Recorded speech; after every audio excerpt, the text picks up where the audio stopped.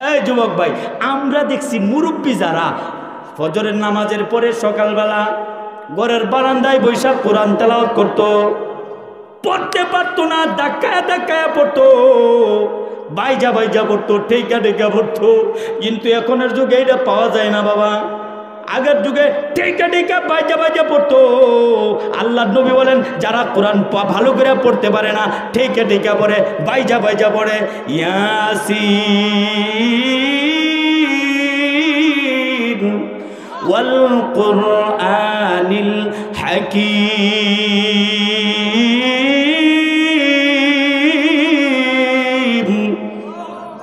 ইন্নাকা লামিনাল মুরসালিন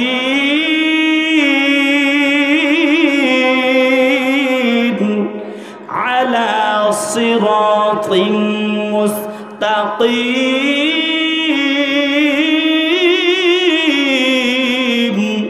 তানজিলাল আজিজির রাহিম। সহজ না? এইটি পড়তো। আগের যুগে মুরব্বীরা কোরআন তেলাওয়াত করতো, এখন কোরআন তেলাওয়াত নাই। ফজরের নামাজ পড়তে দেরি হয়, কিন্তু তাড়াতাড়ি চায়ের চলে যাইতে দেরি হয় না। যুবকরা জিগায়, ইয়ে দাদা তুমি কই যাইতেছো? এবার দাদা কই চা খাইতাম। কথা বল না কেন? এখন তো আর দাদা কোরআন তেলাওয়াত করতে চায় না। আগের যুগে পাওয়া যাইতো, বাড়ির পাশ দেওয়া যাইলেই ঘরের ভিতর থেকে গুনগুন গুনগুন শব্দে কোরআন তেলাওয়াতের আওয়াজ শোনা যাইতো। এখন কোরআন তেলাওয়াতের আওয়াজ শোনা যায় না, ডুসুম ডুসুম লাত্তিক বুসি কিল। কথা বল না কেন? এটার নাম কি? কোন টিভি? টিভি কি নাম? আবার মাঝে মধ্যে দলিল দেয় হুজুর, টিভির মধ্যেও তো ওয়াজ মাহফিল হয়, টিভির মধ্যেও তো কোরআন তেলাওয়াত হয়, অসুবিধা কি? আমি বলি, এ মিয়া একটা টেন দিয়ে পানি যাইতেছে, এই পানির মধ্যে পানিটা দেখতে সুন্দর, একটু ভরে ভরে পায়খানার দোলা যাইতেছে, এখন কি করবে? ওযু করবেন এই পানি দেয়া? কারণটা হলো একটু পরে পরে যে পায়খানার দোলা। আপনি বলতে পারেন টিভির মধ্যে ওয়াজ মাহফিল, টিভির মধ্যে কোরআন তেলাওয়াত, একটু পরে এটা কি হবে? কথা বল না কেন? হ্যাঁ, যে আল্লাহ নবী বলেন, লা তাদখুলুল মালাইকাতু বাইতান ফিহি কালবুন ওয়া তাসাবির। আল্লাহ নবী বলেন, যে ঘরের মধ্যে ছবি থাকবে, কোন প্রাণীর ছবি থাকবে, নেতা নেত্রীর ছবি থাকবে, মানুষের ছবি থাকবে, টিভির ছবি থাকবে, এই ঘরে আল্লাহর রহমতের ফেরেশতা ঢুকে না।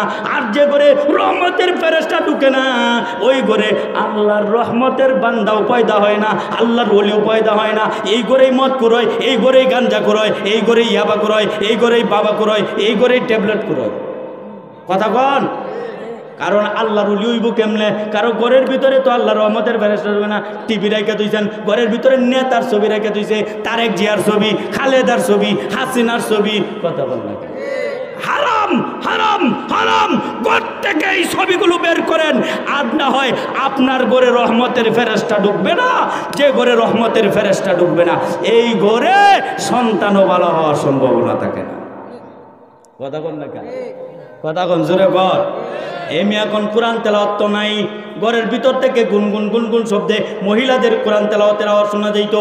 এমিয়া সেই যে রমজান মাস সামনে আসতেছে, এই রমজান মাসে একটা কোরআন খতম করতে পারলে, এক খতম কোরআন তেলাওয়াত করবেন, আল্লাহ আপনার আমল নামা 70টা খতমের সমাপরিমাণ সওয়াব দিবেন। বন্ধুরি, এই রমজান মাসে 2 রাকাত নফল নামাজ পড়বেন, 2 রাকাত নফল নামাজ পড়বেন, আল্লাহ আপনার আমল নামা ফরজ নামাজের সমাপরিমাণ সওয়াব দিবেন।